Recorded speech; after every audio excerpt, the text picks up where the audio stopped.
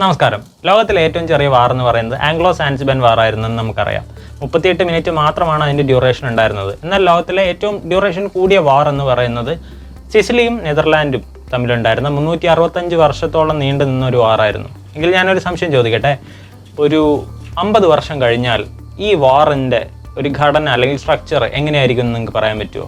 എഐയും ChatGPTയും റോബോട്ടുകളും മാത്രം നിയന്ത്രിക്കുന്ന ഒരു വാറായി മാറാൻ വളരെയധികം സാധ്യതയുണ്ട്.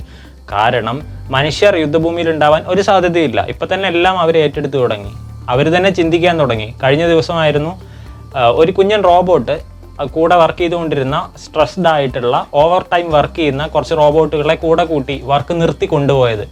അപ്പോൾ എൻ്റെ സംശയം എന്ന് പറയുന്നത്, ഒരു 50 വർഷം കഴിഞ്ഞു കഴിഞ്ഞാൽ ഈ യുദ്ധഭൂമിയിലെല്ലാം നിയന്ത്രിക്കുന്നത് മനുഷ്യനാവാൻ ഒരു സാധ്യതയുമില്ല. യുദ്ധഭൂമിയിൽ മനുഷ്യനുണ്ടാവാനും സാധ്യതയില്ല.